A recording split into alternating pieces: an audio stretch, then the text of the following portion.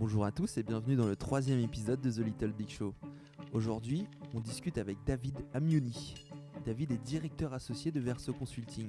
On retrace ensemble le parcours de ce franco-libanais qui passe par Toulouse Business School, le Portugal, le Mexique, puis il fait ses premiers pas à Paris dans le conseil et enfin bien sûr arrive à La Réunion pour créer la société OMD Consulting qui deviendra Verso que vous connaissez tous. David Amiouni, la confiance. C'est tout de suite dans The Little Big Show. Pour voir que tu parles pas trop fort parce que là ouais, c'est bon. Je t'entends hyper bien et je m'entends hyper bien. Ok, très bien. Donc il faut pas parler trop fort. Non ouais, en fait la dernière fois ce qui s'est passé c'est que Il y avait dans le podcast, que j'ai écouté d'Olivier, des fois il y avait des voilà, des parce que retours. le problème d'Olivier Bajard, c'est Ouais. que Olivier Bajard, il parle avec les mains. Oui. Donc il parle aussi avec la main avec laquelle il tient le micro. Ouais, j'ai un peu le même problème. Et du coup, Je viens de changer de main. Du coup, c'est pour ça que tu as le casque, c'est Ok. pour que tu te rendes compte. Donc aujourd'hui, pour ce 3e épisode de The Little Big Show, on est avec David Amiouni. Amiouni, voilà. David, tu as la chance, tu as été nominé par Olivier Bajard. Il est gentil. Il a été un peu trop gentil. J'ai écouté ce qu'il a dit, c'était un peu exagéré. Vous en jugerez tous. Tu as dû aller jusqu'au bout de l'épisode alors pour écouter ce qu'il a dit. Oui. Tu le connais d'où, Olivier ? Olivier, on s'est rencontrés, toujours La Réunion, c'est le grand jeu du hasard. On s'est rencontrés il y a 5 ans, je dirais maintenant. Une de mes collaboratrices était sa voisine. À l'époque, on était tout petits. Donc c'était la numéro 4 de l'entreprise. Et elle m'a dit, mon voisin est un mec super sympa, tu devrais le rencontrer. J'ai dit banco, je connaissais pas grand monde. Et puis j'ai rencontré ce garçon, on n'a pas du tout abordé le volet professionnel, ou alors très superficiellement. On s'est vu, je dirais, une petite... bouffe. On a parlé bouffe, on était à l'atelier de Ben d'ailleurs, en fait on a bouffé même, plus précisément. Et puis il m'a assez vite invité chez lui et on est devenus copains et même amis depuis. Alors du coup, t'es un peu triste ? Je suis triste qu'il soit plus là.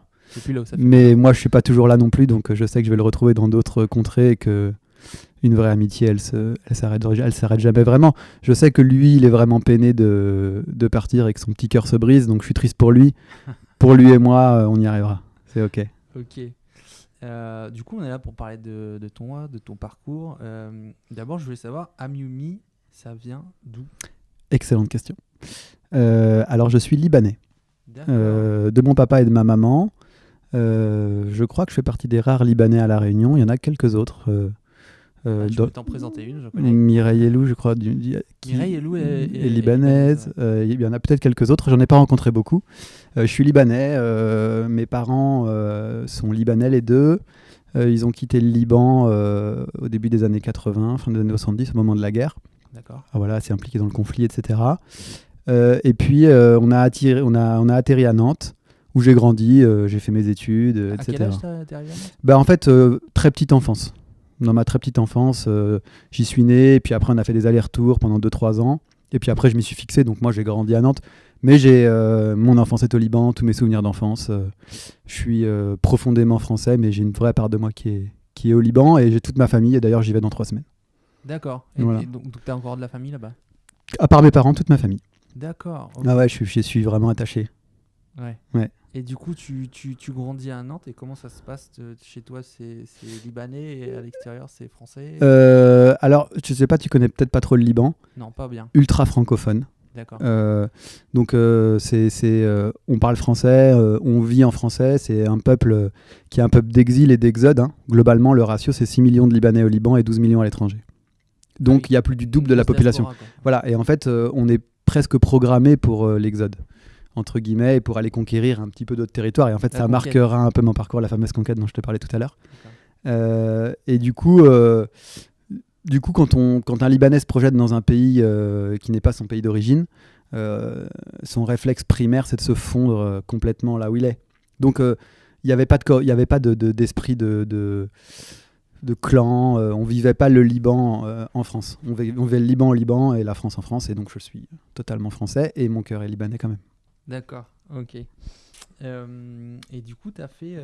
C'est quoi un peu ton souvenir de ton enfance, de tes amis, de l'école? C'est quoi le souvenir que t'en as et comment ça te dirige dans ta vie aujourd'hui?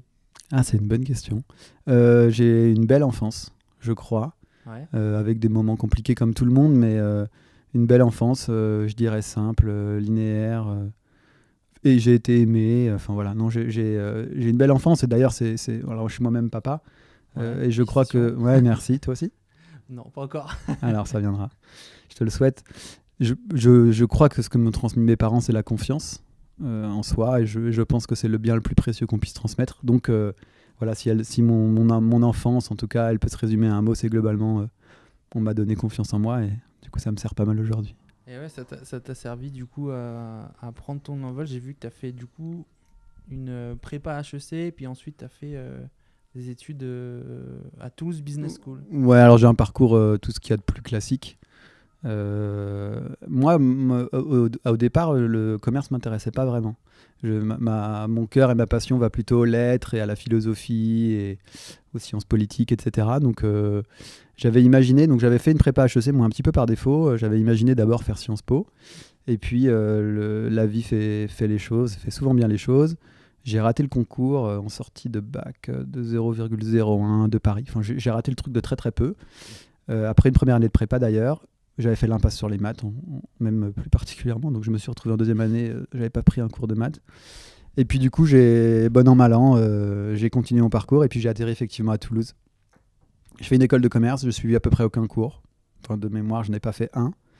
Il y a un truc qui est extraordinaire dans ces écoles, et je dis souvent qu'il y a deux catégories de personnes dans ces écoles-là. Il y a ceux qui le comprennent et je dirais quelque part, il y a ceux qui ne le vivent pas. Les cours sont pas nécessairement passionnants, en tout cas on n'a pas la maturité, je dirais business entre guillemets, pour comprendre la valeur d'un prof de contrôle de gestion, de supply chain et de tous ces trucs aujourd'hui qui seraient bien utiles à chacun. Mais il y a un truc qui est vraiment bien, c'est qu'on vous laisse faire ce que vous voulez. Il n'y a pas de présence, il y a pas de... Il faut être présent dans les cours, en tout cas faire comme si on l'était, faire signer un copain. C'est pas tant le sujet de la présence dans les cours, c'est qu'il y a un vrai on laisse vraiment cours à l'initiative. Vous pouvez vraiment faire des choses. Et moi, j'ai fait 1 millier de choses pour le coup. Ouais. T'étais dans des assos Alors les assos, c'était pas trop mon truc, mais j'étais ambassadeur pour une marque qui s'appelait Henkel. Voilà, j'ai présidé une liste, mais ça c'est comme tout le monde. Vas-y, raconte-nous. Non, enfin voilà, c'est pas passionnant, mais voilà. Henkel, c'est une marque de quoi? C'est une marque de cosmétiques, Schwarzkopf, tous les trucs pour les minettes. Et puis ils ont pas mal de détergents, c'est un énorme groupe allemand. Et puis ils cherchaient, voilà, en fait ils envoyaient des tracts dans les écoles, qui c'est qui veut représenter la marque. Et moi je mangeais à tous les râteliers à ce moment-là. J'avais pas méga les moyens non plus financiers, donc j'avais besoin de bosser. Ouais. Et donc j'ai pris ce truc-là. Et puis après il y avait un concours organisé par la CCI. Ils cherchaient des gens... pour aider les boîtes locales à s'exporter. J'ai pris le truc, je l'ai gagné, je suis parti vendre des monuments funéraires au Portugal. Attends, il faut que tu nous racontes au moins ça. Là. Les monuments funéraires. Oui. Ah ouais, ça c'est assez mythique. Donc, donc les conseillers de la CCI pour vendre des monuments funéraires. Alors, les conseillers du commerce extérieur Midi-Pyrénées organisent un concours dont le but dont le but est d'accompagner 3 PME sélectionnées par ces conseillers du commerce extérieur pour aller s'exporter. Donc 3 PME arrivent chacune avec un projet et disent voilà, moi je veux m'exporter dans ce pays, et le deal c'est on fait un grand concours dans les écoles de la région et on sélectionne 3 étudiants pour porter les projets. Ouais.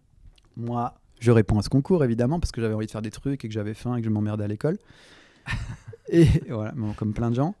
Et donc il y avait un truc super sexy, je me rappelle, c'était vendre des instruments laser en Inde. Alors moi je voulais faire ça, évidemment, tu te doutes bien. Oui, c'est vrai que c'est plus sexy. Et il y avait un truc moins sexy, c'était une boîte qui faisait du granit et qui voulait s'exporter au Portugal. Et moi j'ai gagné le granit. Alors je sais pas comment ça m'est tombé dessus, mais le Granit Award. Voilà, donc le Granit Award, voilà exactement. Donc je suis parti avec le granit au Portugal. Je parlais pas portugais, donc j'étais flanqué d'une traductrice. J'avais, je sais pas quel âge j'avais, 19 ans. Et me voilà avec mes blocs de granit et mes catalogues de monuments funéraires au Portugal, parce que là-bas, ils sont hyper fans. T'es sur une mission de plusieurs mois, du coup. Donc c'était 2 fois 2 mois. Donc l'école m'avait libéré, je partais 2 fois 2 mois. Moi, j'ai pas été très bon. Hein. Ouais, j'étais très mauvais, j'ai cassé 2 voitures, j'ai pas vendu un monument funéraire. Je pense qu'ils ont été sympas avec moi à la fin, ils m'ont quand même remercié, mais j'ai pas été très bon, mais j'ai appris énormément de choses. Parce que tu as 19 ans, que tu connais rien du tout au commerce, et puis il faut aller voir des gens pour parler d'un truc que tu connais pas, dans une langue que tu connais pas. Donc il te faut la confiance de l'enfance dont je te parlais. Alors j'allais rebondir là-dessus, j'allais te dire grosse confiance en toi. Il te faut de la confiance, mais il faut surtout beaucoup d'humilité et il faut savoir avaler ton chapeau. Donc, mais bon, c'était assez sympa. Et puis pour finir un peu sur l'école, parce que ça c'est un petit peu fondateur de ce que je fais ensuite. Voilà, moi je crois que j'ai toujours eu cette envie un peu de créer, etc. Ce que Olivier le disait gentiment dans sa vidéo, je pense qu'il exagérait un peu, mais voilà, moi je suis vraiment, j'ai un peu l'entrepreneuriat chevillé au corps. C'est mon mode de vie. Et en fait, l'école m'a permis de faire un truc, c'est de créer pour le coup une vraie boîte. Donc à l'issue de cette expérience portugaise, je me suis rapproché d'un... Altes SARL. Waouh, comment t'as trouvé ça? Ouais, c'est comme ça. C'est les infos, hein. On trouve. Ah, impressionnant. Altes SARL, c'est exactement ça. Écoute, avec un copain de là-bas, on avait envie de faire un truc. Et donc, on a... Alors, la vraie histoire, c'est que lui, dans son réseau, il avait... un ami de son père était le fondateur d'une marque qui s'appelle Switcher, qu'aujourd'hui plus personne connaît. Normalement, une très vieille marque suisse. Switcher. Ah, d'accord. Okay. Ouais. Switcher. Okay. Switcher. Qui est une très vieille marque suisse. Cette marque suisse, en gros, dans les grandes lignes, ils étaient assez innovants à l'époque, parce que maintenant, ça fait assez longtemps. Ils travaillaient sur des usines éco-responsables, sociales, labellisées, etc. Très, très pointues, où ils recyclaient l'eau, ils transmettaient au village, etc. C'était un peu trop tôt, peut-être, pour l'époque. La marque marchait bien, mais ils étaient un petit peu tôt. Et nous, donc son truc marche, quand même ça fonctionne. Nous, on arrive au moment du scandale de la vache folle et de toute la traçabilité, et on mettait en place toutes les logiques de traçabilité à ce moment-là. Donc nous, on se dit ni une ni deux. Ça, c'était l'objet de Altes. Donc l'Altes, ce qu'on a décidé de faire, c'est de monter une boîte qui allait faire du textile équitable, mais qui se prétendait pas juste équitable, où il y avait une vraie traçabilité de bout en bout voilà. Donc en fait, on avait organisé un système avec un code barre, où tu scannais le code barre et où tu pouvais avoir depuis la balle de coton jusqu'au bout. En réalité, nous, on n'avait pas mis en place l'infra. On bénéficiait de l'infra de ce fameux monsieur de Switcher, qui en gros, à des prix top, nous permettait d'utiliser toute son infrastructure, qui était en Inde. Et donc, on a été en Inde, on a sourcé les trucs, on a développé une ligne, on s'est testé avec un styliste, ça n'a pas marché. En gros, on a arrêté l'école pendant 1 an pour monter le truc. En fait, tu n'as pas fait beaucoup d'années d'école. Non, j'ai pas été à beaucoup de cours, en fait. Voilà. Super. T'es de retour, on est Back. de retour. Back dans on les a bacs. eu un petit souci d'un quart d'heure où je me suis bien pris la honte devant David. Ouais. Non, c'était sympa. Non, je rigole. Mais c'est que voilà, on a eu un petit problème de carte SD. On revient en direct sur ton histoire. Mon histoire de vêtements. Ton histoire de vêtements, ouais. Ouais. C'est ça. Donc voilà, en quelques mots, on passe 1 an à monter cette marque-là, à la diffuser un peu dans les facs, etc. Avec notre histoire de textile équitable fabriqué en Inde. On fait des allers-retours. Et puis, on présente un dossier au salon du prêt-à-porter à Paris. On est sélectionné... Alors là, tu as quel âge à cette époque? 19 ans, ouais. On est sélectionné à ce moment-là et ils exigent de nous qu'on travaille en précommande, c'est-à-dire qu'on fasse fabriquer de l'ordre de 40 000 pièces avant de pouvoir les exposer là-bas. Ce qui financièrement à ce moment-là était impossible pour nous parce qu'on était vraiment de briques et de broc et on vivait avec nos pré-étudiants et moi je bossais à Quick le soir. Enfin bref, c'était un peu la galère. Du coup, on a arrêté le truc en l'état, sans perte, mais en ayant appris plein de choses, quoi. Ouais. Donc là-dessus, l'aventure se termine. Je finis une année d'école, je retourne à l'école, je fais cette année-là, et c'est là que, comme toi, d'après ce que tu me disais tout à l'heure. Ouais, t'es parti au Mexique. Ouais, je pars au Mexique, terminer mes études. Combien de temps? Un peu plus d'1 an. Passionnant. Extraordinaire, une aventure extra. Ouais, les cours passionnants, les cours déjà passionnants, beaucoup bien plus passionnants que ce qu'on avait à l'école. On avait déjà un peu plus de bouteilles. Bah, le tech de Monterrey, c'est costaud. Ouais. C'est costaud. Et nous, on était sur la version MBA, donc avec les exécutives, les cours du soir, avec les mecs de 40-50 balais. Exactement la même formation. Tu vois, à Guadalajara? Non, moi j'étais à Toluca. D'accord. Okay. Ouais, mais avec les mecs costauds, les cours costauds. Des mecs qui viennent de Harvard et tout. Ouais. Et donc les mecs étaient super bons. On se dit les Mexicains, mais les mecs étaient super bons. D'ailleurs bien meilleurs que nous. Donc hyper intéressant au niveau taf pour le coup. C'est là que mon futur métier s'est un peu décanté en plus de ça. Ah ouais? Ouais, parce qu'on avait des cours qui t'éveillaient vraiment, assez méthodos et en même temps assez pratiques, avec des mecs qui avaient un peu d'expérience, qui illustraient un peu les trucs.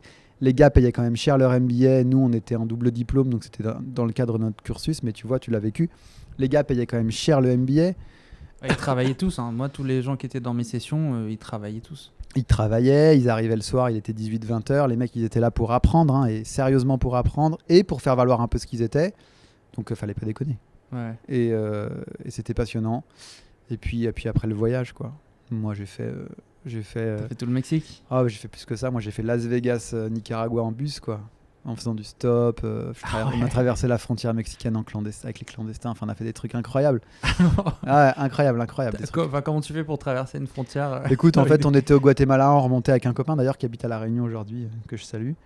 Et puis, en fait, on imaginait qu'il y avait un distributeur, mais il n'y en avait pas. Donc, on s'est retrouvé coincé au village frontière avec le Mexique. Où il faut payer avec quelques quetzals, en fait, et tu devais payer une lancha, donc des bateaux, mais ça te coûtait assez cher en fait. Bon, c'était à notre portée économiquement, mais on n'avait pas cet argent, il n'y avait plus de bus, il fallait rester là 2 jours pour repartir et aller retirer de l'argent à 4 heures de bus plus bas. Et puis on n'avait pas d'argent pour aller à l'hôtel, donc à un moment donné, on est resté là 2 heures, 3 heures, 4 heures, 5 heures sous le cagnard. Moi, j'ai un peu une tête de Mexicain, là. Tes auditeurs ne me verront pas, mais en fait, j'ai quand même un peu une tête de Mexicain. Et au bout d'un moment, il y a un mec qui vient me voir. Parce que quand t'es libanais, tu peux avoir une tête de Mexicain de tout, quoi. De tout sauf de. Réunionnais. Ouais, enfin voilà, réunionnais aussi. Ouais. De tout en dessous de Marseille, en gros. Tout ce qui est en dessous de Marseille dans le monde, ça passe, quoi. C'est sûr. Tout ce qui est au-dessus, c'est un problème. Et d'ailleurs, j'habitais au-dessus, c'est dommage. Mais... Et du coup, ce gars vient me voir. Il me dit, écoute, combien t'as? Je lui dis, je sais pas, j'ai 25 quetzals. Et puis il me dit, bah viens, quoi. Donc je me retrouve avec les 25 équatoriens. On passe sur une lancha, enfin sur un bateau si tu veux, avec des couvertures, un mec au talkie-walkie.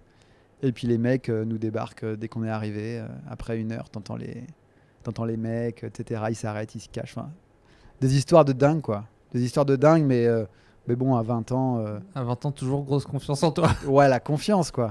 Je peux pas mourir. Personne n'est plus fort que moi. C'est ça le titre du podcast. Ouais, ça, je te l'assure. Ouais. Et du coup, tu fais 1 an et demi et t'as travaillé au Mexique? J'ai bossouillé, non, j'ai pas vraiment travaillé. Hein. Non. J'ai pas vraiment travaillé. Je fais 1 an et des poussières. Globalement, 1 an d'école, comme toi, je pense. Ouais. Et puis après, j'ai fait 6 mois de vadrouille. Et qu'est-ce que t'as gardé de l'ambiance mexicaine?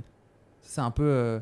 Moi, ça me manque vraiment et des fois, je regrette que la Réunion soit de ce côté de la terre. J'aurais préféré que la Réunion soit plutôt côté Mexique, côté Caraïbes. Ce qui est extrêmement triste à la Réunion, c'est que passé 21h, il ne se passe plus rien. Ouais. Et de l'autre côté du monde, à partir de 21h, la vie commence. Donc je crois que c'est ça qui me manque, définitivement. Ouais. C'est pas tant le sujet de la fête, même si la fête, elle est vraiment là. C'est qu'il y a une vraie vie après la vie traditionnelle, classique. Mais je crois que c'est vrai pour tous les latinos, ça vaut aussi pour l'Espagne en fait, et ça vaut pour l'Amérique latine au sens large, quoi. À 21h la vie commence, et ici à 21h la vie s'arrête. Enfin, la vie privée commence, mais la vie sociale s'arrête. Ouais, c'est vrai que c'est pas aussi animé que ça pouvait l'être. Moi, au Mexique, il y avait toujours un stand de tacos avec un bar ouvert. Exactement. Et puis au Mexique, même si j'ai une tête de Mexicain, tu l'as vécu, je pense, beaucoup plus que moi, parce que pour le coup, je sais pas si tes auditeurs te connaissent, mais toi, t'as pas une tête de Mexicain. On jouit du petit privilège d'être français. Ouais, et puis les gens sont curieux, en fait. Les gens sont curieux, les femmes sont folles. Ça, c'est pas faux non plus. Mais oui. Mais il y a des... Ouais, c'est pas faux non plus. On peut pas tout raconter sur les ondes. Non. Mais du coup, tu avais quoi en tête en finissant le Mexique? Parce que moi, je sais que quand j'étais au Mexique, j'avais plus du tout envie de partir. Non, moi non plus. Alors d'ailleurs, on est parti en fait à 6 et il y en a 5 qui sont restés. Ah ouais, wow. Ouais. Et celui... Du coup, t'as des gens qui rendent visite. Et d'ailleurs, moi j'ai ramené une de mes meilleures amies mexicaines qui habite ici maintenant, tu vois. Donc en fait, tu quittes pas le Mexique comme ça. Le Mexique. Ou tu ramènes des Mexicains avec toi. Voilà, moi j'ai ramené la marraine de ma fille d'ailleurs qui aujourd'hui habite ici. Le Mexique te suit. Donc écoute, moi je suis parti à ce moment-là parce que économiquement j'avais des enjeux et que j'avais envie de voir autre chose. J'étais pas vraiment fixé. J'ai réatterri à Nantes sur la période tampon de je termine mes études, etc. J'avais quand même découvert, moi, le métier de conseil au travers de mes cours. Ouais. Puisqu'il y avait un gars qui gérait une boîte de conseil qui me donnait des cours, qui était très bon et qui m'avait assez passionné. Donc je me suis renseigné un petit peu chez les uns et les autres de ce qui existait. Et puis j'ai une connaissance à moi qui m'a dit, écoute, je travaille dans une boîte qui s'appelait Ineum à l'époque. qui s'appelait Kurt Salmon ensuite et qui est Kurt devenu Salmon. Wavestone depuis. D'accord. Chez Kurt Salmon, lui travaillait à Nantes sur des sujets de système d'info que moi je connaissais très peu à l'époque. C'est un gros cabinet, Kurt Salmon. C'était très gros, ouais. C'était le gros cabinet métier de la place. Qui n'était pas un cabinet d'audit, qui n'était pas non plus une SS2I, c'était un gros truc, un peu strat, orga, etc. Un peu à l'image de ce que je fais, mais je te dirai après. Et du coup, il me dit, écoute, je te coopte. Donc je rencontre les mecs à Nantes. Les mecs à Nantes m'expliquent qu'en gros, leur métier, c'est de faire de la conduite de projet assis dans les banques. Et moi, les deux ne m'intéressaient pas. Donc je leur dis, moi, ce que j'ai envie de faire, c'est de faire plutôt de la stratégie, de l'organisation, enfin d'être un peu plus en amont. Et sur des problématiques de télécom et de médias qui, moi, m'intéressaient parce qu'au travers de mes stages, dont je t'ai pas parlé de tout, mais j'avais travaillé dans ces secteurs-là. Donc, je rencontre les gars à Paris et ça se passe bien et ils me recrutent. Je passe 2 ans. T'achètes des costards. J'achète des costards, des chaussures pointues. Je découvre la vie parisienne et ses charmes. Et en fait, j'apprends le métier au contact de mecs qui sont quand même très bons. On peut bien en dire ce qu'on veut, mais qui sont quand même très bons. Quand bien même ils sont parisiens et ils ont ce que ça comporte de pédanterie, mais c'est des mecs qui sont quand même très bons. Moi je travaille beaucoup, je travaille chez Canal+, je travaille chez Orange, je travaille dans les gros groupes et plutôt sur des sujets un peu en amont, donc je travaille beaucoup, j'apprends beaucoup. Et tu travailles sur quelle thématique du coup? Toujours de la strat? Alors oui, de l'organisation, de la refonte de direction commerciale pour Canal+, je travaille pour Canal Overseas qui aujourd'hui a une petite filiale même grosse ici à La Réunion. Maurice aussi, on les connaît fort bien, mais je travaille plutôt au niveau du siège, sur toutes les problématiques de plan marketing, sur la synchronisation des filiales. D'ailleurs, je rencontre à ce moment-là des gens que je reverrai des années plus tard ici.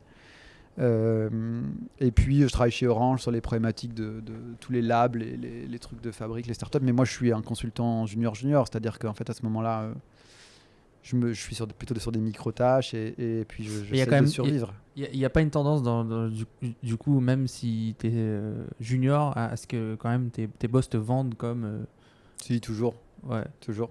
Parce qu'il y a un peu un côté mystique, moi, et j'aimerais bien que tu me donnes ton avis sur le métier de conseil, justement. Ah, je vais t'expliquer le métier de conseil tel qu'on le pratiquait à Paris et je vais t'expliquer le métier de conseil tel qu'on essaye de le pratiquer ici à La Réunion, parce que je pense que, et dans les îles d'une manière générale.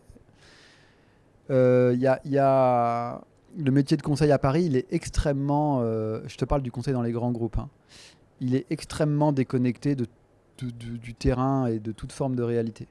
C'est-à-dire que globalement, tu vas t'adresser à des très très grosses structures où tu vas imaginer théoriquement des choses qui sont très pointues, que tu vas vendre cher et qui sont généralement...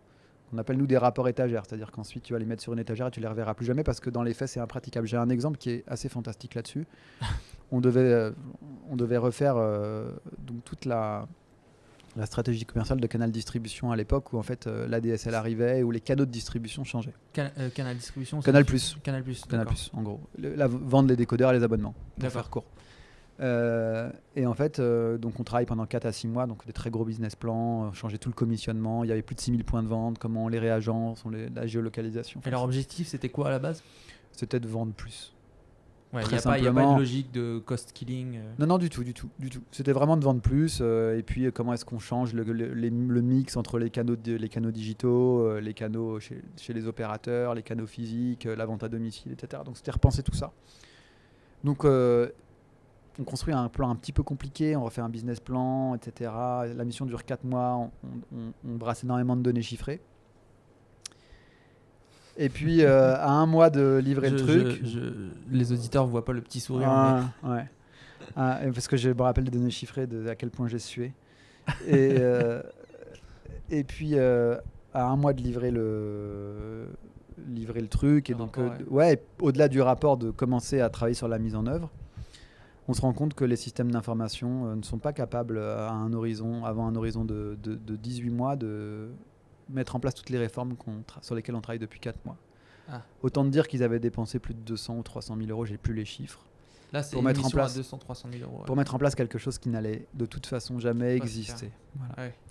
Donc c'est d'un point de vue intellectuel, théorique, esprit d'analyse, esprit de synthèse, etc., c'est passionnant.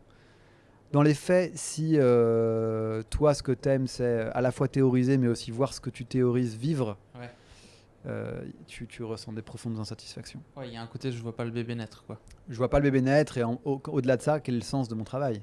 Oui. Parce que si je travaille 4-5 mois à construire des modèles et que ces modèles-là en fait sont inapplicables, au-delà du plaisir, en fait quelque part, si tu conçois un beau bébé et que quelqu'un d'autre le voit naître, c'est pas un problème. Ce qui est un problème, c'est de concevoir un beau bébé qui ne naîtra jamais.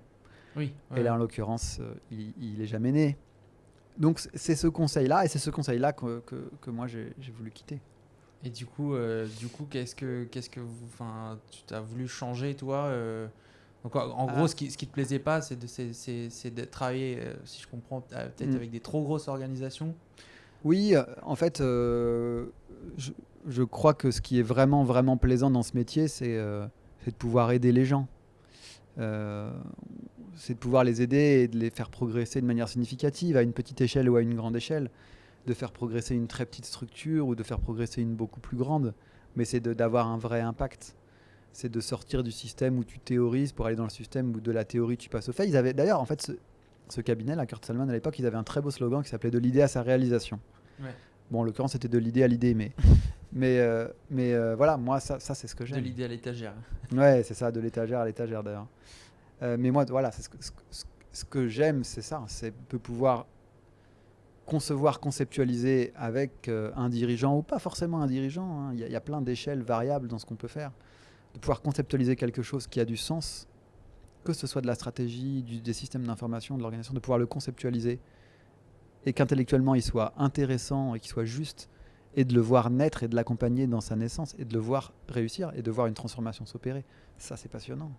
Et du coup, c'est quoi un peu l'esprit du consultant ? Parce que j'ai l'impression qu'il y a vraiment un profil pour être consultant, qu'il y a vraiment un profil de dénoueur de pelote de laine, qu'il y a des gens qui détricotent un problème et qui mettent tout à plat et qui arrivent à dire voilà, là il y a des problèmes, là il faut changer, là il faut refaire la structure. Je te parlerai plus de l'esprit qui anime nous, notre entreprise à nous. Ouais. Après, peut-être plutôt, dont on n'a pas trop parlé, mais dont je te parlerai peut-être un peu tout à l'heure. Ouais. C'est, pour rappel, on parle de Verso Consulting. Voilà, c'est ça. Il y a, je dirais qu'il y a deux qualités qui sont fondamentales. L'exigence, donc c'est-à-dire la capacité à aller au fond des sujets, à ne pas survoler. Donc, je conçois des choses de manière précise, je les exécute et je les mets en place de manière précise. Et la bienveillance, c'est-à-dire être capable d'accompagner les autres et de les faire grandir vraiment. Pas parce qu'on te le demande, pas parce qu'on te paye pour le faire, parce que tu es quelqu'un d'empathique et tu en as vraiment envie. Et quand tu vis ces deux choses-là, quand tu combines ces deux valeurs, je pense, l'exigence envers soi et envers les autres et la bienveillance envers ton équipe et envers tes clients, tu ne peux que faire des choses qui sont saines et réussir en fait quelque part. Donc pour les consultants lambda, je pourrais te dire que c'est très variable d'une entreprise à l'autre. Il n'y a pas un esprit consultant. Soit il y a 1 million de consultants, y compris ici. Il y a des boîtes qui font aussi du conseil. Je ne sais pas comment elles le font. Ce que je peux te dire chez nous, c'est que les deux valeurs qui transparaissent et les deux valeurs qu'on porte fièrement en étendard, ce sont ces deux-là, exigence et bienveillance. Et du coup, comment parce que vous étiez 3 au début. Et là maintenant, alors en fait, on est arrivé, on était 2 exactement. Vous étiez 2. En fait, l'histoire, pour reprendre le fil, c'est que j'étais chez Kurt Salmon avec un gars d'ailleurs que j'aimais pas beaucoup, qui s'appelle Grégory de Radigues, que toi tu connais, que j'aimais pas beaucoup, on n'était pas très très copains. Pourquoi ? Parce qu'il est belge d'ascendance un peu noble et que je suis probablement libanais d'ascendance un peu moins noble. Pour caricaturer, non, mais pour plein de raisons, mais en fait on se connaissait pas trop, mais disons qu'il y avait une défiance un peu de principe. Et puis on nous envoie tous les deux en mission à La Réunion, par hasard, hein. Vraiment le hasard fait qu'on nous envoie à La Réunion en mission tous les deux. Le hasard fait aussi qu'en fait à la réservation, on arrive à l'hôtel Belle-Pierre, il se trompe dans les réservations et qu'on se retrouve tous les deux dans la même chambre. Donc voir ton camarade en petite tenue change un peu ton approche des choses. Et puis vous étiez déjà en mode start-up du coup en fait. Là on était en start-up dans le canapé en caleçon pour exactement. Et puis on arrive en mission ici et puis en fait on partage un peu tous les deux un constat dont on n'a pas parlé, mais qui est le constat un peu de base, qui est que on n'a plus envie de la vie parisienne. Ouais. On a tous les deux une attirance hyper profonde pour le territoire, je pense pour des raisons différentes. Ouais, t'es de retour à Réunionnais, tu veux dire? Ouais, enfin moi je me sens chez moi en arrivant ici, je me sens attiré, mais assez profondément attiré.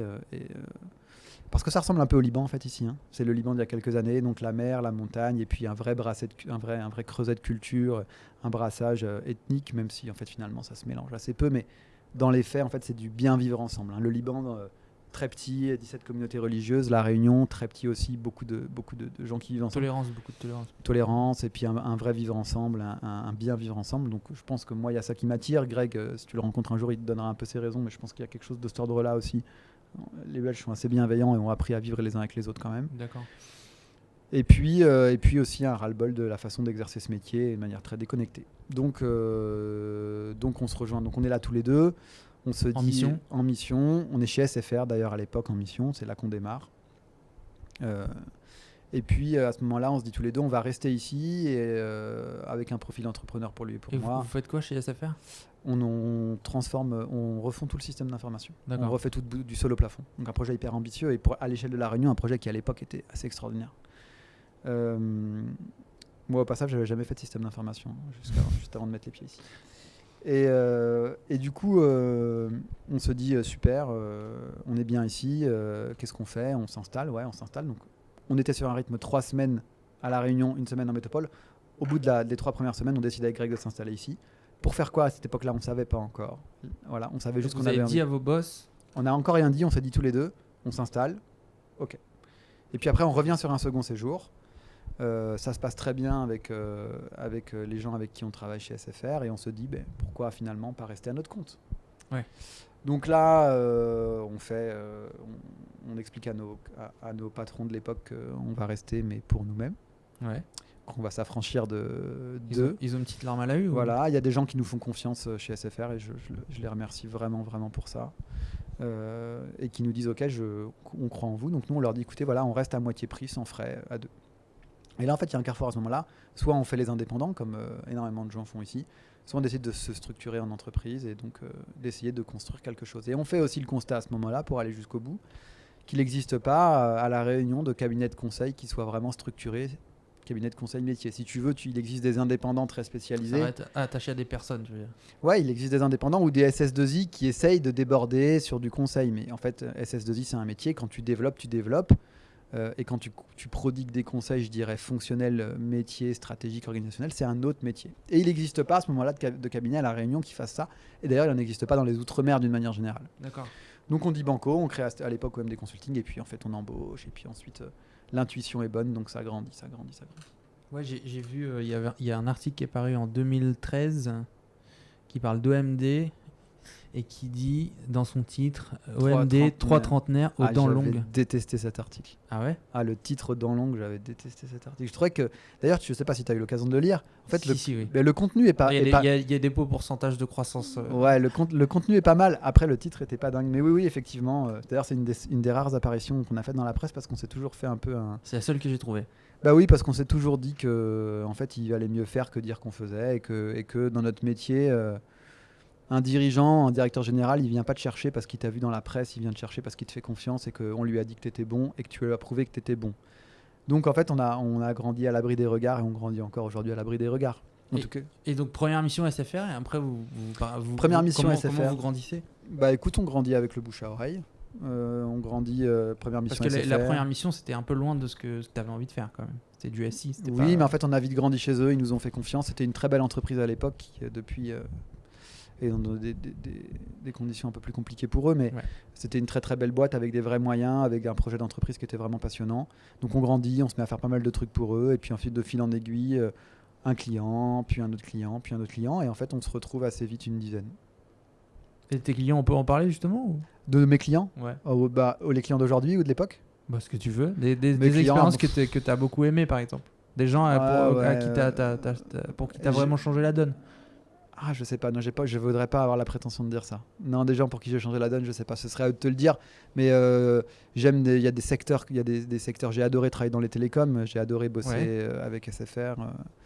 J'aime travailler aujourd'hui, je prends du plaisir à travailler par exemple avec la Mutualité de La Réunion. Ouais. Voilà, parce que il y a une dimension, business et une dimension sociale et que les deux peuvent se marier. Moi, je suis profondément persuadé que les deux peuvent vivre ensemble. Ouais. J'aime travailler pour l'Agence régionale de santé, pour toutes les problématiques de santé. J'aime travailler dans le médico-social, j'adore le secteur du handicap. Je travaille pour une association qui s'appelle Claire Joie en particulier, que j'aime beaucoup. J'aime travailler, on travaille maintenant un peu dans le bancaire, j'aime travailler dans le... Enfin, j'aime mes clients d'une manière générale, ouais, parce qu'on noue des relations qui sont personnelles et on essaie de les aider. Alors j'en ai pas en particulier là, je pourrais te citer où j'ai l'impression qu'on a changé leur vie en profondeur, mais je me dis malgré tout que si on a grandi et qu'ils continuent à travailler avec nous, c'est qu'on leur fait du bien. Et est-ce qu'il y a que des réussites ou est-ce qu'il y a des missions qui se passent un peu moins bien ou est-ce que Ouais. Des fois, il y a toujours des missions qui vont se passer un peu moins bien, mais on prend toujours sur nous, quitte à manger la feuille pour que ça se passe le mieux possible. Et après, on est sur un petit territoire. S'il y avait des profondes insatisfactions, je crois qu'on aurait cessé de croître et qu'on se serait retrouvé dans des conditions plus compliquées. Donc, il y a toujours des petites insatisfactions, il y a toujours des petites complications sur une année. Ouais. Mais je dirais que dans l'ensemble, exigence et bienveillance font leur travail. Ouais. Ouais, je crois. Ouais. Et du coup, comment tu le fais respirer dans toute ton organisation là, ce exigence et bienveillance et voilà. Et puis aussi, tu es passé vous étiez 2, ouais. À vous êtes peut-être 50 et vous êtes sur plusieurs territoires. Ouais. Alors, il y a plein de trucs là-dedans. D'abord, on prend vraiment le soin de bien recruter et de prendre le temps de le faire. Ouais. Donc, il y a plusieurs étapes dans le recrutement. Il y a plusieurs couches dans l'entreprise pour que le recrutement soit validé. Donc, ça commence par des gens qui sont plutôt juniors ou confirmés. Puis après, il y a les managers qui les voient. Puis après, nous, on les voit. Donc en fait, il y a déjà une acceptation d'un peu de l'ensemble quand quelqu'un va rentrer. Il y a un vrai esprit de corps chez nous. Hein. On a énormément travaillé cet esprit de corps. Avec une conviction un peu chevillée au corps, c'est que si tu es heureux dans ton travail, tu travailles bien. Moi, je dirais que c'est des vrais cercles vertueux. Je ne suis pas là pour rendre les gens heureux. Je suis là pour que l'entreprise fonctionne bien. Mais elle ne fonctionne bien qu'à la condition qu'ils soient heureux. Ouais. Donc je m'évertue à ce que ce soit le cas. Il faudrait leur demander à eux s'ils sont systématiquement heureux. Je pense que c'est un métier qui est exigeant et qui met beaucoup sous pression. Mais en tout cas, on essaie de faire en sorte. Donc, on recrute avec l'assentiment de tous. Je crois qu'on intègre bien les gens. Ouais. C'est quoi l'intégration, justement? Il y a du bizutage Alors, bizutage, non, mais en fait, voilà, il y a des vrais moments un peu fixés, des vraies séances d'accueil, des vrais... Quand quelqu'un arrive, il y a un déjeuner collectif, et puis après, il y a une soirée collective.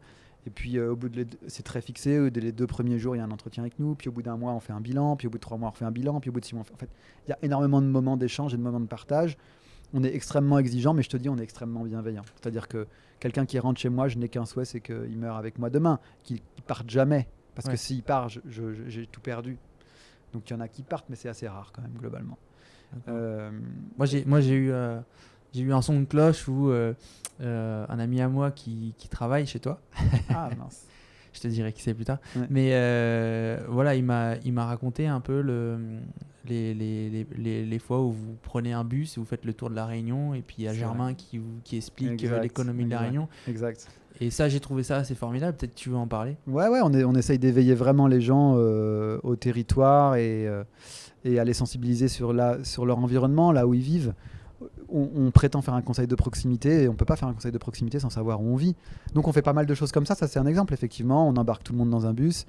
Germain, qui est un des associés du cabinet, qui est un très très fin connaisseur de l'île et de son contexte socio-éco, va venir expliquer à chacun l'histoire de pourquoi est-ce qu'on a des terres comme ça ici, pourquoi la canne, pourquoi le modèle social, pourquoi le modèle économique, pourquoi ça fonctionne comme ça, qu'est-ce qu'on peut espérer faire, etc. Donc on inscrit les gens dans l'environnement, mais on les forme aussi à plein de choses. Et puis on essaye de créer des vrais moments de convivialité, des vrais. Une fois tous les 3 mois, on se réunit un après-midi entière, d'ailleurs c'est pas plus tard que vendredi. Une fois tous les semestres, on prend 2 jours ensemble. À la fin de l'année, on prend 2 jours ensemble. On essaie de prendre du vrai temps. Ouais. Ça ne remplace pas tes copains, etc. On n'est pas là-dedans. Mais en tout cas, on essaie de prendre du vrai temps pour éveiller les gens intellectuellement et pour qu'ils s'épanouissent. Il ne faut pas non plus arriver dans une relation de copains, j'imagine. Parce qu'il faut quand même qu'il y ait une relation de travail. C'est important. Ouais, en fait, c'est très variable d'une taille à l'autre. Je dirais que quand on était une dizaine, il y avait des vraies relations d'amitié qui s'étaient nouées, etc. Aujourd'hui, qu'on est plus nombreux, c'est plus compliqué parce qu'on a moins le temps de passer du temps avec chacun et parce qu'on est dispersé. Mais voilà, et là encore, tu vois, récemment, on vient de refaire tous les bureaux. pour créer des vrais espaces collectifs, du coworking, etc. Et tu ressens ça un peu dans l'équipe, je sais pas à quel point elle est restée complète, mais l'équipe, les 10 du début, est-ce qu'il y a un peu... Les 10 du début, ils sont toujours là et fidèles. Et parmi les 10 du début, j'aspire à ce que certains me remplacent, etc. Il n'y a pas de limite. Déjà, c'est la première chose, c'est qu'on est dans une entreprise où tu as un vrai projet perso, quoi. Ouais. Où tu peux vraiment, vraiment grandir et vraiment devenir, je pense, devenir... Et moi, je le dis à chaque fois, je demande qu'à donner ma place, vraiment. Ouais. Si j'ai donné ma place à quelqu'un, c'est que j'ai réussi. Et ça va finir par arriver. D'ailleurs, ça me ravit. Je pourrais faire autre chose. Mais et puis les 10, il y en a qui sont nostalgiques de l'époque où on était 10, mais ils ont vu tout ça grandir et ils en sont les premiers acteurs. Ouais. Donc voilà. Et puis après, ce que je dis toujours, c'est que dans les 10, il y en a aussi qui sont plus là. Et ce qu'on essaye de faire en sorte, c'est quelqu'un qui a envie de faire autre chose, de l'accompagner dans ce qu'il a envie de faire. Ouais. Donc la numéro 3, en l'occurrence, parce qu'il y a quelqu'un qui est arrivé là, elle vient de nous quitter, parce qu'elle a des projets de personnel et de création, et on a fait en sorte que ça soit super pour elle. Ouais. Et elle fera toujours partie des 10. D'ailleurs, on a un petit système d'alumni chez nous, c'est-à-dire que les anciens, ils sont encore là, ils reviennent. Ah ouais.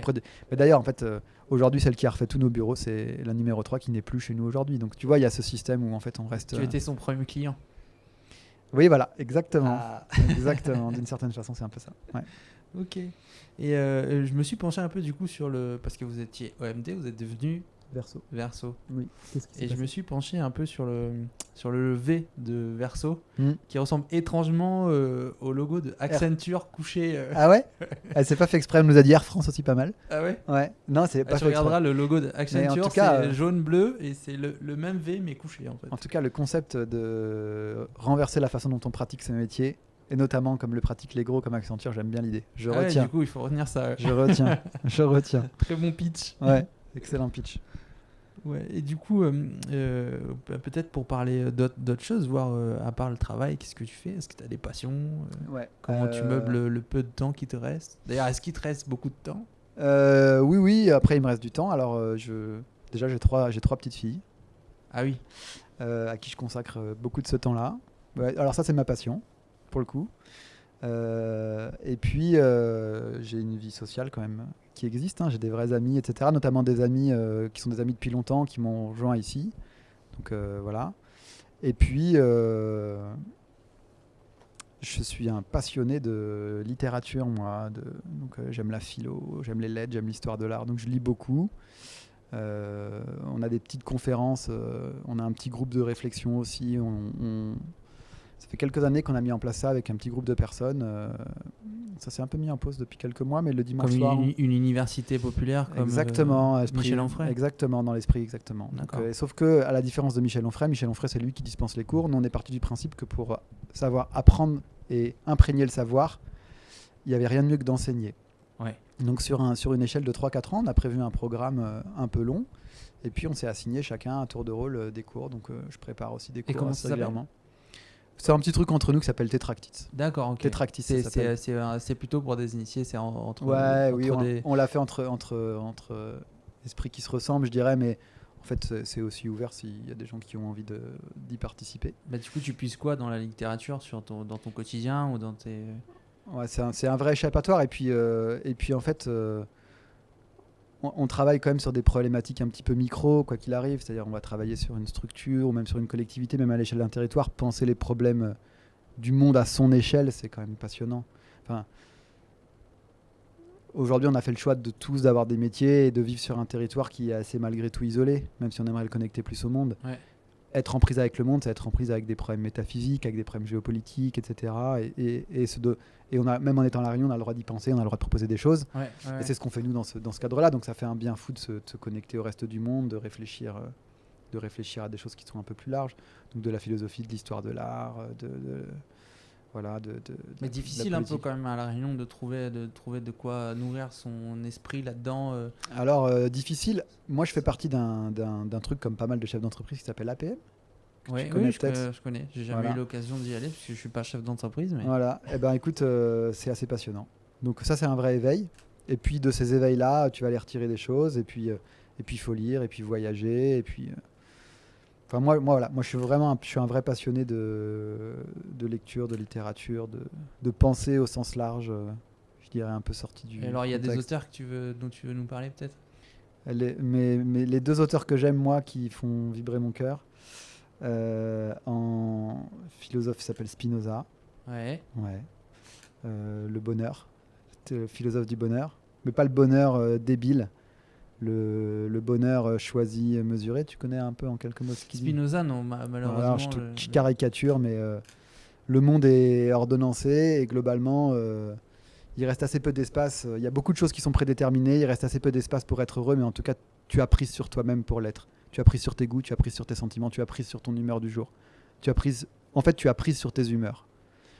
Et lui, globalement, et je caricature outrageusement, et je pense que les puristes me tueraient, mais en substance, il va te dire tu peux avoir un accident de voiture, mais il était écrit cet accident, c'est pas parce que t'as pas bien travaillé ou t'as pas été bon que tu l'as eu. Cet accident, tu devais l'avoir. Soit tu l'as avec le sourire, soit tu ne l'as pas avec le sourire. Oui, Voilà. ce qui en soi, c'est le verre d'eau à moitié vide, à moitié plein. C'est un peu ça, Ouais. c'est un peu ça le concept. Donc après, il va beaucoup plus loin et c'est Ouais, bien sûr. assez passionnant. Et puis après, le deuxième auteur que j'aime, et parce que j'aime sa prose, c'est Céline, moi. Louis-Ferdinand Céline. Ouais. D'accord, ok. Ouais, voilà. Après, il est controversé pour des propos antisémites. Moi, je m'en fous un peu de la vie des auteurs. Ce qui m'intéresse, c'est ce qu'ils ont écrit. Ce qu'il a écrit, c'est vraiment très, très beau. Et puis voilà, Borges aussi, que j'aime bien pour finir. Et tu lis l'Argentin. quoi, du coup, en ce moment? En ce moment, je lis un bouquin d'histoire de l'art qui s'appelle Histoire du détail, d'un type qui s'appelle Daniel Arras. On a fait un club APM où il y a une historienne de l'art qui est venue nous faire visiter le musée Léon Dierx. Musée Léon Dierx. Alors, extrêmement méconnu. Il est extraordinaire, ce musée à La Réunion. Je crois que j'y suis allé quand j'avais 6 ans avec Non, mais la classe de CP et c'est tout. C'est extraordinaire. On a une des plus belles collections impressionnistes d'Europe. La Réunion étant assimilée à l'Europe. Ah oui? C'est extraordinaire. On a des œuvres magnifiques et il est très très méconnu. Et puis les réserves sont magnifiques. Donc, bon, en tout cas, cette dame est venue nous le faire visiter. Et puis elle nous a éveillés à quelques titres, etc. Donc je me suis offert ce livre. Donc voilà. Mais bon, j'en ai une bonne dizaine sur ma table de nuit qui m'attendent. Eh ouais, mais comment tu fais? Parce que déjà, moi, avec mon travail, les podcasts, puis aussi s'occuper de ma femme, Ouais. quand est-ce que tu lis? Alors ça, c'est le point commun que j'ai avec Olivier, c'est que je dors très peu. D'accord. Donc je dors assez peu, donc je me lève tôt le matin, je joue un peu de musique, je lis, et puis ensuite je pars bosser. Tu te lèves à quelle heure? Je me lève aux alentours de 6 heures. Ouais, ben, c'est un peu une de mes questions. C'est quoi ton rythme de vie et, Je me lève à 6 heures, je voyage quasiment une semaine sur deux, quasiment, en ce moment. Ah Au oui. moins, ouais, j'exagère un peu, mais pas loin. Je dois être 10 jours par mois en tu dehors du voyages territoire. sur la métropole Métropole, ouais. Métropole pas mal, on est en train d'ouvrir des activités en ce moment à Nantes. Mais d'ailleurs, je t'en parlerai peut-être un peu tout à l'heure. Donc voilà, je me lève assez tôt, je m'occupe de mes enfants, je joue de la musique un peu. Je prends des cours de piano, donc je joue un peu le matin, sinon mon professeur m'engueule. Ouais, je me fais taper dessus. Et puis après des bonnes journées de boulot, je rentre voilà, vers 7-8 heures, et puis après j'ai ma vie personnelle avec ma famille. Et puis je reprends un peu le soir, mes lectures, etc. Mais en fait, tu sais, Donc quand tout le monde est couché, ouais, mais enfin tout le monde a une demi-heure de temps libre dans ta vie, même Ouais. si tu as 10 enfants et 4 millions de salariés. Tes 30 minutes, tu les as. La question, c'est qu'est-ce que tu fais de tes 30 minutes? Ouais.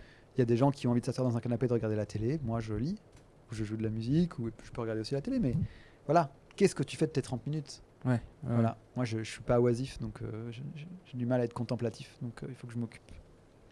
Intéressant. Du coup, pour revenir du coup sur Verso, à un moment donné, vous étiez deux, et ensuite il y a Benoît Hamel et ensuite Germain Gulsgoff. Ouais, oui. Parce qu'on n'a pas parlé d'eux et je voulais savoir comment ça se passe. tu fais une intégration. Puis j'ai compris aussi que vous avez fusionné 3 cabinets ensemble. Ouais, je vais t'expliquer. Avec Swell. Ouais, Swell. c'est ça, exactement. Écoute, on était deux. Assez rapidement, Benoît, qui était le manager de mon meilleur ami chez Accenture, du coup, D'accord. décide de venir vivre à La Réunion. Je le rencontre, on a un fit amical, c'est un mec extra. Et du coup, on décide assez vite de faire une partie de la route ensemble. Et donc, on avait besoin de quelqu'un qui soit brillant pour porter un peu ce qu'on ne pouvait pas porter. Et il l'est. Donc il nous rejoint. Là, on grandit un peu ensemble, 2-3 ans. Au bout de 2-3 ans, on était assez copains avec Germain. On se voyait plutôt dans un cadre qui n'était pas un cadre pro. Et puis en fait, on se rend compte qu'il y a toute une dimension de notre métier qu'on appréhende mal. Toute la dimension des politiques publiques où en fait on est assez déconnecté des problématiques du territoire parce qu'on n'en comprend pas forcément tout le sens et toute la dimension politique. Ah, et là, Et c'est lui- Germain. Ah ouais, lui Ouais. est un grand expert de ça. Ouais, il Et était puis- secrétaire général de Reco, Rodom.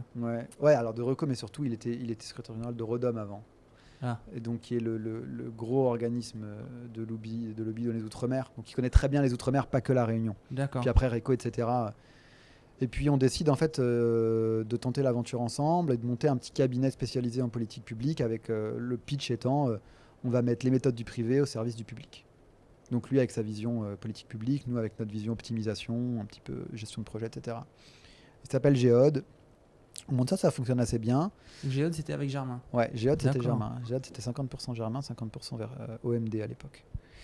Et puis en fait on se pose à un moment donné, on se pose un jour autour d'une table, on a tous la conviction que globalement il y a quelque chose à faire mais au niveau des Outre-mer.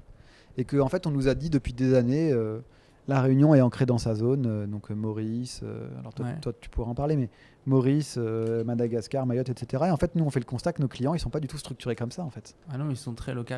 Et ils sont locaux et ils sont surtout ultramarins. C'est-à-dire que la Ouais. plupart des groupes, y compris des groupes locaux, ont des directions ultramarines, vont se structurer dans les Outre-mer.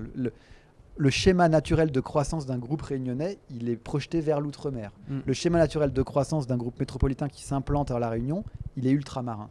Donc nous, on décide juste de suivre nos clients et de se dire, bah, ok, dans ces cas-là, au lieu d'aller ouvrir à Maurice, au lieu d'aller ouvrir à Madagascar, allons suivre nos clients. Ouais. Et pour être capable de les conseiller significativement sur des problématiques. Donc voilà. Donc à ce moment-là, il y a une de nos consultantes qui était partie en Guadeloupe, qui travaillait dans un cabinet qui s'appelait Swell. On rencontre l'associé qui s'appelle Guillaume. Et puis on décide de monter le projet Verso tous ensemble, donc de fusionner Géode, OMD et Swell, et de créer un cabinet à l'image du cabinet réunionnais, puisqu'on avait les mêmes valeurs et la même façon de bosser, à l'échelle des Outre-mer. Aujourd'hui, c'est Verso. Donc Réunion, Guadeloupe, Martinique, Guyane, Mayotte et un petit bureau de passage à Paris avec quelqu'un en local qui fait le go-between. Et voilà. bientôt Nantes. Et alors ça, c'est un autre projet. Et alors, Nantes, je vais en parler 2 secondes parce que c'est pas pour parler de Nantes et de ce qu'on y fait, c'est surtout pour parler de ce qu'on a ici et d'une conviction qui était forte. Comme je te disais, la première conviction qu'on avait sur notre territoire, c'est qu'il était plutôt connecté au reste des Outre-mer que connecté dans son environnement. Ouais. Donc si on devait se développer, il fallait qu'on se développe assez rapidement plutôt dans les Outre-mer. Donc ça, on crée Verso.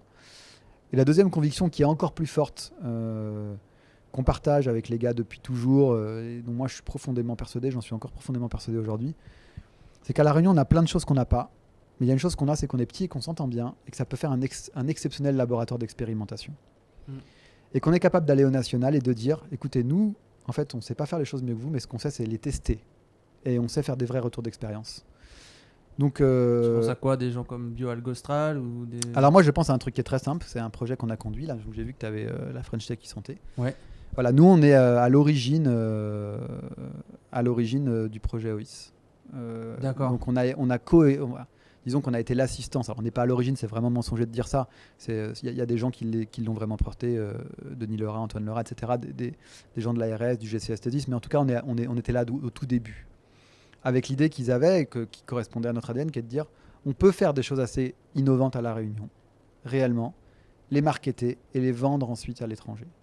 Et donc, ils ont fait ça. Nous, on a conduit ce projet avec eux. Il y a des choses qui ont bien marché, il y a d'autres choses qui sont plus complexes, mais globalement, c'est globalement une vraie réussite. Et aux yeux du national, c'est une superbe réussite.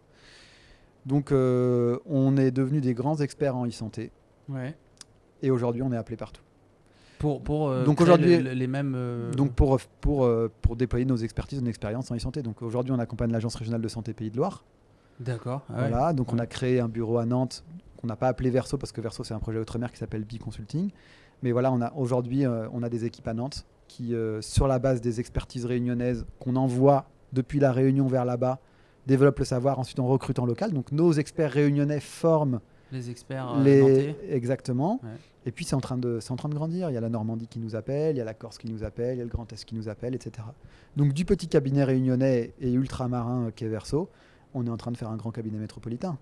Et en fait, c'est juste la preuve de quoi? C'est la preuve qu'ici, avec de la bonne volonté, si on est capable de porter les bons messages et de se structurer, de se fédérer, on a malgré tout un problème ici pour se fédérer, on est capable de faire des choses extra et on est capable de les valoriser. Moi, je le dis et je le répète, si vous restez trop longtemps à La Réunion, vous mourrez d'être à La Réunion parce que c'est trop petit et que ça vous sclérose.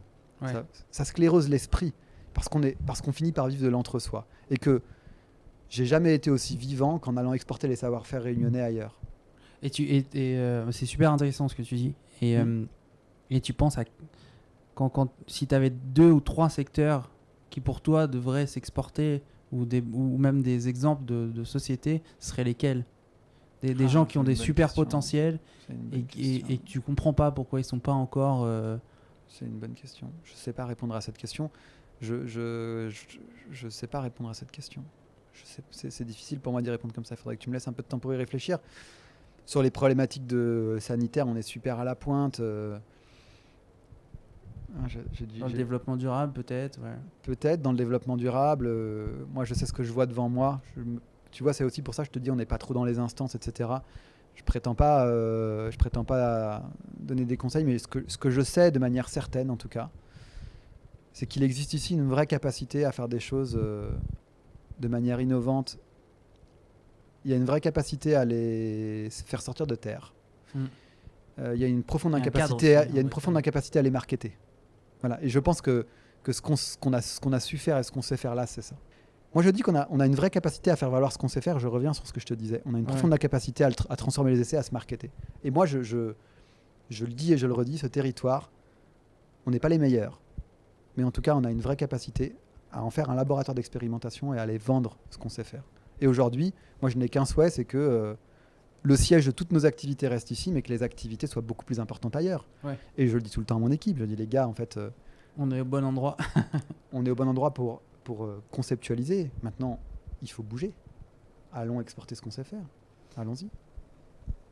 Voilà, Olivier c'en est un bon exemple. Et il y a aussi un truc, on a souvent tendance à penser que les gens ici qui viennent faire 3-4 ans viennent pantoufler, etc. Il faut savoir que c'est des territoires qui sont extrêmement reconnus et qui sont des vrais tremplins et des vrais accélérateurs. Y compris dans la fonction publique. Ouais. Et pourquoi selon toi ? Parce que c'est des territoires de jeu qui sont géniaux. La proximité des contacts avec... Oui, et puis en fait, ce qui est passionnant sur une île, c'est que pour n'importe quelle structure, que ce soit une collectivité ou une entreprise ou ce que tu veux, tu as la complexité fonctionnelle d'une structure métropolitaine. Je te donne un exemple. Un opérateur télécom ici, il doit opérer un réseau, il doit opérer des boutiques, il doit opérer de la finance, il doit opérer des ressources humaines, il doit tout opérer. Mais il y a 400 personnes. Donc, tu dois être du sol au plafond, tu dois tout savoir, tu dois tout connaître, t'es à 360. Le mec qui bosse chez un opérateur télécom chez Orange, qui n'est pas Orange Réunion mais Orange en métropole, il est sur son micro-sillon. Ouais. Et c'est vrai pour tout. Tu vas traiter des problématiques extrêmement complexes avec peu d'équipes, donc toi tu dois être au carrefour de plein de choses. C'est passionnant. Un mec qui devient préfet à La Réunion, il va traiter des choses qui sont passionnantes, il va traiter de l'immigration clandestine, il va traiter des problématiques de catastrophes naturelles, il va traiter des problématiques économiques, le tout avec des services qui sont extrêmement limités. Donc il va devoir toucher à tout. Il est obligé d'être bon. Il reçoit des gens d'État juste à côté, etc. Ouais, il est obligé d'être bon. Dimension, c'est vrai. On peut faire. Ce territoire est une fabrique à mecs brillants. Et moi je te dis, aujourd'hui je le mesure pleinement. Les équipes qu'on a formées ici, qui sont des mecs qui sont arrivés, qui ne savaient pas grand-chose, pas plus que moi quand je suis arrivé. Ouais. 4-5 ans après, avec ce qu'ils ont accumulé comme expérience. Mais ils sont extraordinaires là-bas. Ils sont devenus extraordinaires. Très très bons et hyper prisés. Je te dis qu'on nous appelle aujourd'hui. Ouais, je comprends. On va pas chercher, on nous appelle. C'est beau. Et ça fait pas peur aux gens de prendre des Réunionnais. Faut pas croire ça. Ouais, du coup, tu t'envoies tes équipes carrément en métropole. Comme je te disais, pendant 1 ou 2 mois pour former les gens. Là, c'est cette relation métropole qui s'inverse, quoi. Aujourd'hui, j'ai 4 gars qui sont en métropole à plein temps juste pour lancer l'activité. Et demain, j'espère les 20. Et du coup, dans le cercle régional, vous n'avez pas de projet sur plus Maurice, Madagascar on parlait tout à l'heure du Mozambique. Il y a vraiment des pays qui sont en pleine émergence juste à côté de chez nous. Est-ce que tu connais quelqu'un qui a réussi à le faire ? Je connais Goulamali, par exemple, qui est en... Ah oui. Et il est malgache. Qui est en Inde. À Madagascar, il y a Master Group qui a réussi justement à suivre le groupe Orange. Voilà, en suivant ses clients, pourquoi pas. Voilà. C'est pas la voie qu'on a choisie. D'accord. C'est pas la voie qu'on a choisie, c'est la voie qu'on avait choisie initialement, mais c'est pas la voie naturelle et c'est pas la voie des synergies. Il y a très peu de synergie entre les territoires. Ouais. Bah après, toi, tu connais ce territoire-là mieux que moi, tu pourras m'expliquer, mais je connais un peu l'île Maurice. Entre l'île Maurice et la Réunion, il y a extrêmement peu de synergie. C'est des systèmes qui sont très différents. Quand même, il y a de la proximité. Tu te retrouves malgré la proximité physique, avec des systèmes qui sont extrêmement différents, avec une approche du business qui est hyper différente, avec des contextes réglementaires, juridiques qui sont hyper différents.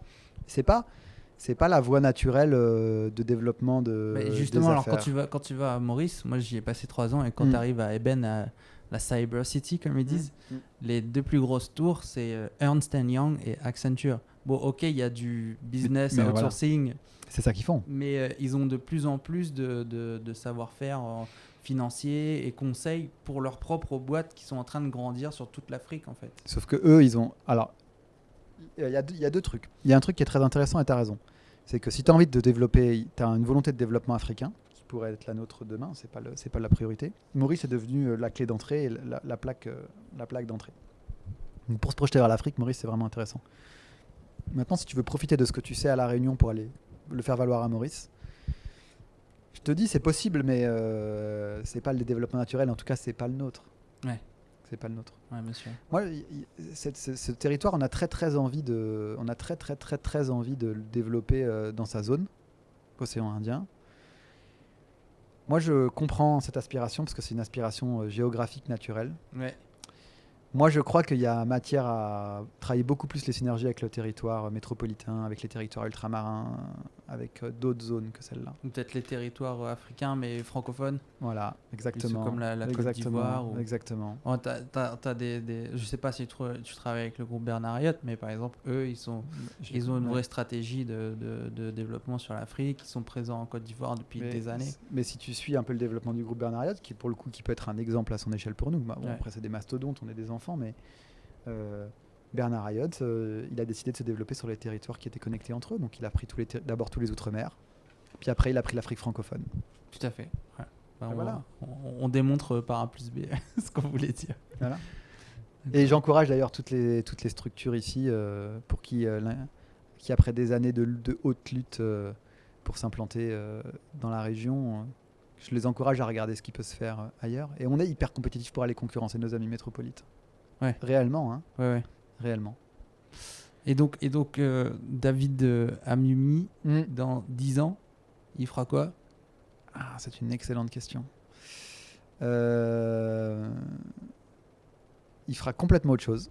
Ouais. Ça, c'est sûr. Pour une boutique bio ? Non. Probablement plus dans la sphère des affaires. Peut-être un peu plus. Cet écrivain ? Alors non, j'ai pas cette prétention. J'aimerais œuvrer pour le bien des autres, le bien public, pour la vie publique en général.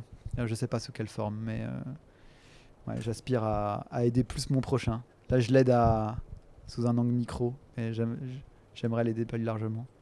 Mais je sais pas. Lire plus, et puis aider plus mon prochain. Ouais.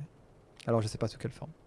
Et qu'est-ce que tu dirais, on est un peu sur les questions de fin d'épisode, mais c'est toujours super intéressant parce qu'on vient de voir un peu ton parcours avec en fil d'Ariane cette confiance.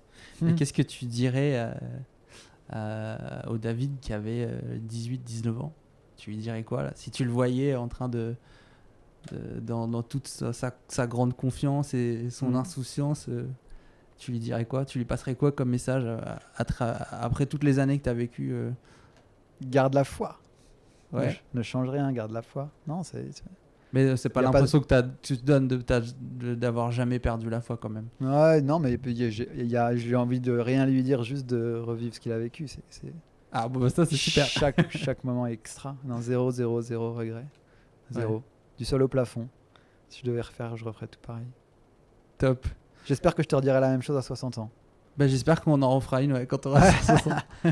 Et qu'on n'aura plus de problème de carte SD. Ouais. Mais du coup, c'est la fin de l'épisode. Je te remercie. Et ce qu'on va faire, c'est que tu vas nominer la personne que tu souhaiterais voir dans le prochain épisode. Donc laisse-toi un peu le temps de la réflexion si tu veux. Et moi, j'irai chercher cette personne pour lui faire passer l'entretien. J'ai écouté ce qu'a dit Olivier, et Olivier, il a eu un joker, il a le droit d'en donner 2. Ouais, t'as le droit d'en donner 2. Moi, je vais te donner du boulot, je vais t'en donner 2, mais 2 pour des raisons un peu différentes. Vas-y. Alors, du coup, j'y ai réfléchi un petit peu. C'est bien, parce que tu as écouté tout l'épisode pour bien pour y avoir réfléchi. La première personne, c'est un jeune entrepreneur que j'accompagne depuis 3 ans maintenant. Il était tout bébé quand il a commencé. Il a je trouve c'est une belle start-up aujourd'hui. Ouais. Voilà, je suis actionnaire avec lui, je le suis. Je lui ai donné un peu de mes économies, pas seulement à Greg et moi. Tout ce que je dis, je le fais avec Greg. Je tiens vraiment à le préciser. C'est un peu ma deuxième épouse. Il s'appelle Arnaud Chéreau. Ouais. Il a une entreprise qui s'appelle Wello. Il conçoit et commercialise à La Réunion des vélos à assistance électrique carénés. Son projet est extra. C'est un mec super. Ça fait partie de ces très rares bonhommes qui ont la capacité à basculer sur du technique, du commercial, de l'humain, etc. On a tous des profils business. Il a un profil ingénieur et business. Donc c'est un gars super. Qui en plus c'est plein de belles valeurs, donc voilà, je pense que ça vaudrait vraiment la peine que c'est un projet qui va sortir dans pas longtemps ou qui vient de sortir, ça. Ouais. Parce que je crois que je l'ai rencontré, c'était un ancien ingénieur de chez Airbus, quelque chose comme ça. Ouais, c'est ça. Et qui avait son projet de mobilité. Exactement. Mais qui voulait pas trop en parler. Ça vaut la peine que tu le rencontres, parce que c'est quelqu'un de bien et que c'est quelqu'un que j'aime bien. Même parce que je l'aide pas assez, je passe pas assez de temps avec lui, c'est quand même quelqu'un que j'aime bien. On lui demandera. Tu lui demanderas, ouais. Et puis la deuxième personne, c'est une personne par qui en fait Verso existe. Elle s'appelle Agnès Joulin. Quand je suis arrivé à La Réunion avec Grégory il y a quelques années de ça, j'ai été la voir pour lui dire j'avais 26 ans, hein, parce que j'en ai 33 aujourd'hui. Ouais.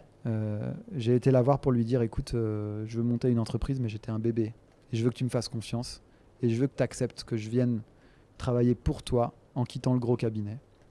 Donc, et cette fille-là, elle nous a dit, à Greg et moi, elle nous a dit c'est ok, je vous fais confiance. Et elle n'a pas arrêté de nous faire travailler jusque-là. Je vais aller jusqu'au bout de l'histoire. C'est une femme super, un excellent manager, probablement un des meilleurs que j'ai rencontré. Quand elle nous a, je dirais presque créé, hein. Et puis quand notre amie Drahi a débarqué chez SFR, elle s'est fait licencier. Ou en tout cas, elle est partie dans de très bonnes conditions, j'imagine, pour elle. Mais en tout cas, l'aventure s'est terminée pour elle. Ouais. Et elle a tergiversé un peu. Elle a fait le choix de devenir expert comptable. Et aujourd'hui, c'est devenu mon expert comptable. Ah. Donc, je trouve que l'histoire est belle. Que quand on donne, on reçoit. Et c'est c'est une belle personne. Donc pareil, je pense que ça vaudrait le coup. Que tu prennes un peu de temps avec elle. Voilà. Écoute David, je te remercie. C'est moi qui te remercie. Et puis je te dis à la prochaine. À la prochaine. Allez, merci. Salut. Si vous êtes encore là, c'est que vous avez aimé cet épisode. N'hésitez pas à vous connecter sur www.thelittlebigshow.re pour vous inscrire à la mailing list. Vous pouvez aussi vous abonner à la chaîne YouTube ou liker la page Facebook, tout simplement. Je vous dis à la prochaine fois et n'hésitez pas à m'envoyer vos commentaires. À bientôt.